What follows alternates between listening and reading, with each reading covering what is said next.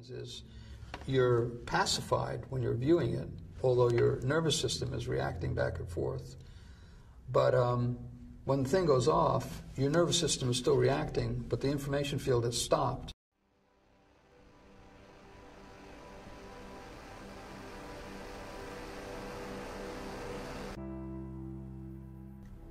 The average person who's watching, let's say, 4.5 hours of television per day, which is the average figure, which is hard to even imagine people watching that much. That means half the population is watching more than 4.5 hours per day. But the average person is living in an information environment, which is really strange environment. And it's a gigantic changeover from the way the world used to be.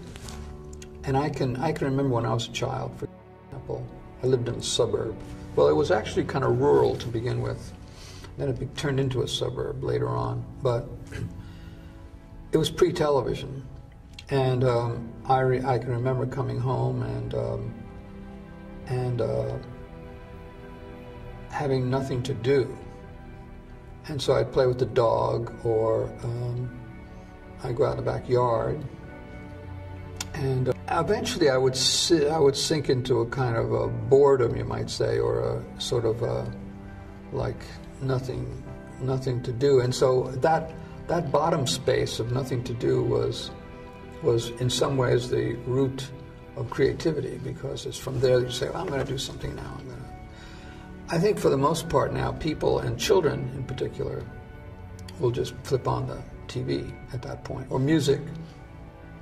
And once you flip on the TV, then what you're experiencing is light going into your eyes and into your brain in the form of images. The images are moving very, very rapidly, and they're changing very rapidly. You may see 20 or 30 edits in an average minute of television viewing, so the information is constantly changing. There's been a lot of research on how awake you are during that experience, and mostly, for the most part, you're in a relatively unconscious mode. The measurements usually call that alpha, which is a kind of a non-participatory, accepting mode. That's the only way you can really watch television, because if you're in an active mental mode, you really can't let these you'd interfere with the process of receiving the information too much, and you wouldn't get the information. Active mental modes are more associated with reading or conversation or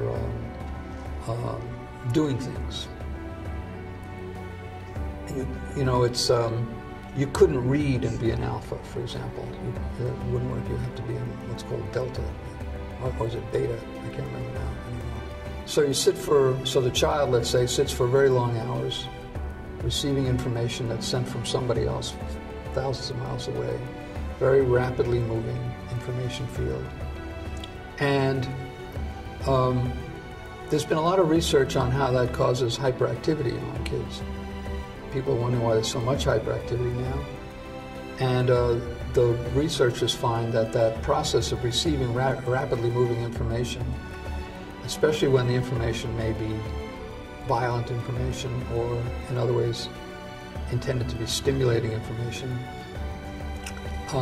causes what's called a fight or flight reaction, where you want to react to what you're seeing, but it's television, so there's no point in reacting. So you pull back from the reaction, and then you want to react, and you pull back, and you go back and forth on this wheel of action-reaction.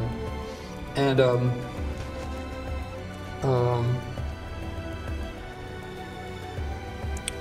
when the set goes off, then there's this wild bursting out of sort of kinetic energy that has been. And the set goes off, and you're no longer living in an information field which is moving very rapidly, and your mind is no longer receiving these constant images. The room is just there. It's just there. It's just nothing is really happening.